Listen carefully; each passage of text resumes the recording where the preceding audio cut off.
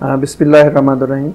Student, today we discuss about the central digma. What is mean by the central digma? Central digma. All organisms used, तमाम living organism इस्तेमाल करते हैं same basic mechanism, एक ही तरह का mechanism. किस काम के लिए? For reading and expressing. किस चीज़ को? जीन्स को रीड और एक्सप्रेस करने के लिए तमाम लिविंग ऑर्गेनिज्म एक ही तरह का मैकेनिज्म यूटिलाइज करते हैं. इस मैकेनिज्म को आप रेफर करते हैं कि ये है central dogma. What is mean by the gene? Gene का मतलब क्या है? जीन द सीक्वेंस किसका? न्यूक्लियोटाइड का, दैट जो कि डिटरमाइन करता है किसको? अमाइनो एसिड के सीक्वेंस को. किसके? Of a protein. यानी जीन एक तरह का सीक्वेंस ऑफ न्यूक्लियोटाइड है जो क्या करता है? किसी प्रोटीन के खास अमाइनो एसिड के सीक्वेंस को डिटरमाइन करता है. आप उसे कहते हैं, ये हमारे पास क्या है? जीन. और एक जीन खास तौर पर दो बड़े रीजन रखता है. इसको बोलते हैं प्रमोटर रीजन और साथ ही साथ टर्मिनेटर रीजन.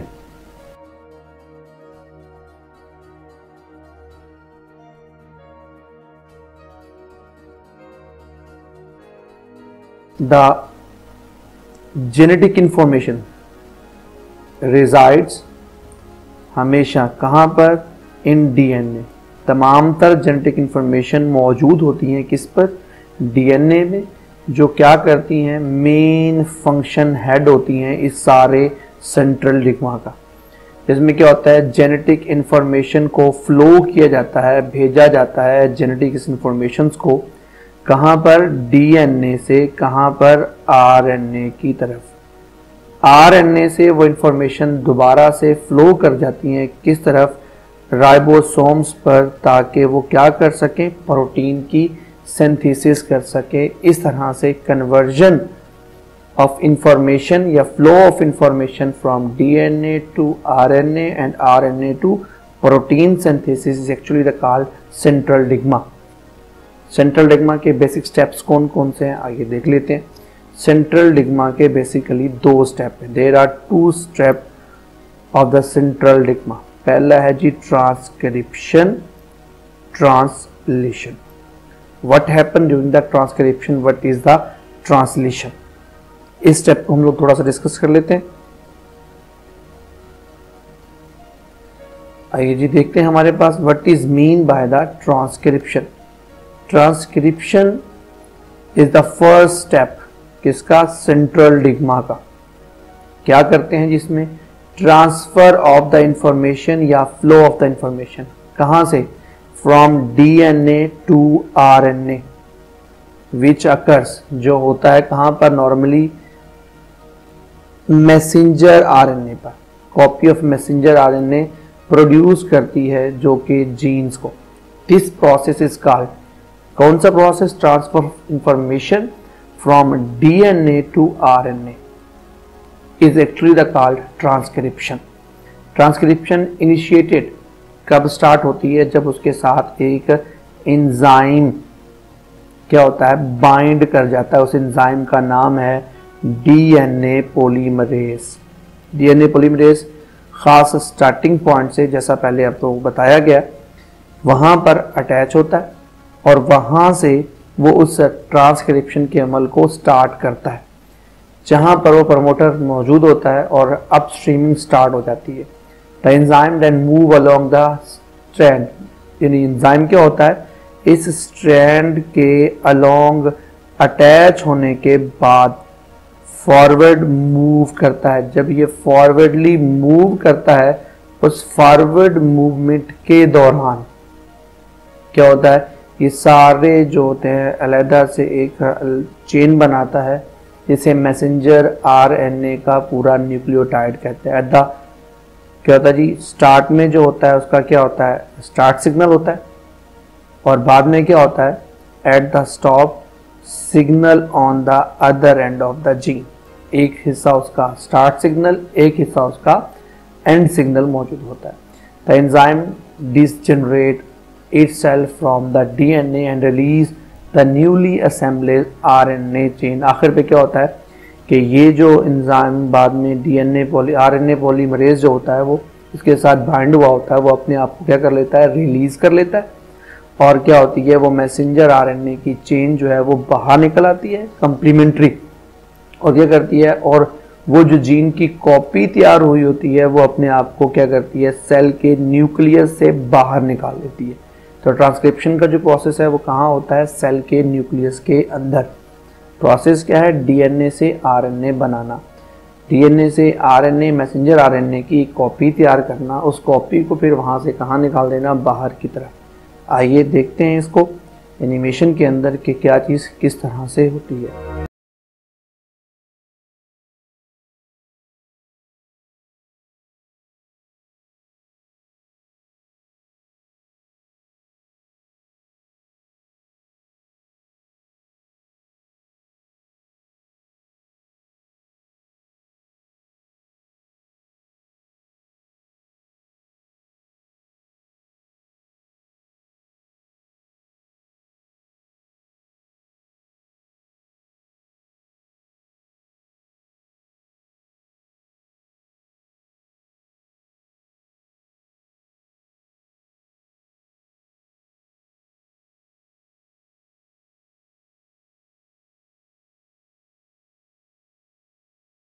कि what is mean by the translation, translation का मतलब क्या है। This is the second step. क्या होता है जी, सेंट्रल डिग्मा में ट्रांसफर ऑफ इंफॉर्मेशन, जो इंफॉर्मेशन डीएनए से कहाँ आ चुकी थी, आरएनए के पास, अब उसे कहाँ भेजने की बारी आ गई है, इस प्रोटीन के पास। which occur when the information contained in the messenger RNA use direct हदायत देती है द सिंथेसाइज, किसको, पॉलीपेप्टाइड को, किसकी मदद से, राइबोसोम्स की मदद से। क्या होता है जी, डीएनए से इंफॉर्मेशन आरएनए के पास पहुंचती है, आरएनए से वो प्रोटीन को भेजी जाती है, प्रोटीन को बनाने के लिए भेजी जाती है, लेकिन किसको भेजी जाती है, राइबोसोम को। वहां पर तीनों किस्म के जो हमारे पास राइबोसोम्स होते हैं, जिनको आगे हम लोग डिस्कस करते हैं, उस प्रोसेस में क्या होता है, जब ये सारा अमल, वो हदायत जो आरएनए से प्रोटीन को भेजने के लिए राइबोसोम्स के पास जाती हैं, और राइबोसोम उसी तरह की प्रोटीन तैयार कर देते हैं, इस अमल का नाम हमारे पास क्या कहलाता है, translation. Because the nucleotide sequence of messenger RNA is translate into amino acid sequence in the polypeptide. Finally क्या होता है कि वो सारे के सारे step by step amino acids अपने आप को जोड़कर एक सीक्वेंस बना लेते हैं अमाइनो एसिड्स का, जिसे पॉलीपेप्टाइड कहते हैं, जो कि हूबहू वैसा ही सीक्वेंस होता है जैसा कि डीएनए ने अपने ख़ास जीन को एक्सप्रेस करने के लिए इस्तेमाल किया होता है। आइए इसको भी देख लेते हैं एनिमेशन के अंदर कि किस तरह से वर्कआउट करती है।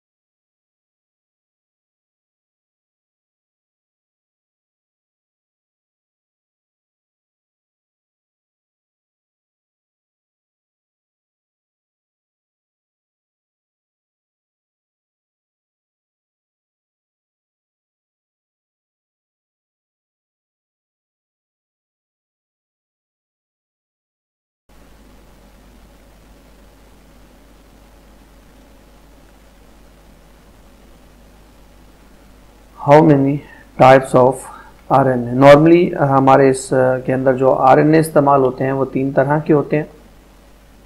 आरएनए एक होता है हमारे पास राइबोसोमल आरएनए, जो normally 80% of the total sale होता है और सबसे ज़्यादा सपोर्टिव रोल प्ले करता है और ट्रांसलेशन में इसका काम सबसे ज़्यादा होता है। फिर हमारे पास दूसरा बड़ा जो हमारे पास पॉइंट है वो हमारे पास कौन सा है जी, इसमें ट्रांसफ़र आरएनए होता है, जो क्या करता है तमाम न्यूक्लियोटाइड्स को जो राइबोसोम्स पर अटैच होने होते हैं, जैसा कि आपने पहले एनिमेशन में देखा भी है, वो उन सारों को लेकर वहाँ पहुँचता है और उसके अंदर क्या होता है उसको ट्रांसफ़र कराता है। नॉर्मली ये सेल के अंदर 15 से 20% मौजूद होता है। इसी किस्म के जो राइबोसोम्स हमारे पास अपना आरएनए मौजूद होता है उसे कहते हैं मैसेंजर आरएनए, और यही वो आरएनए है जो डायरेक्टली डीएनए से इंफॉर्मेशंस को लेकर आता है और सेल की साइटोप्लाज्म में राइबोसोम्स को देता है कि वो according to requirement of DNA protein को तैयार कर सके, और इसकी जो परसेंटेज होती है वो 3 से 4% ऑफ द टोटल सेल होती है। जी तो स्टूडेंट्स, आई होप सो कि आप लोगों ने बहुत अच्छा इसको सुना होगा, समझा होगा, एनिमेशंस देखकर काफ़ी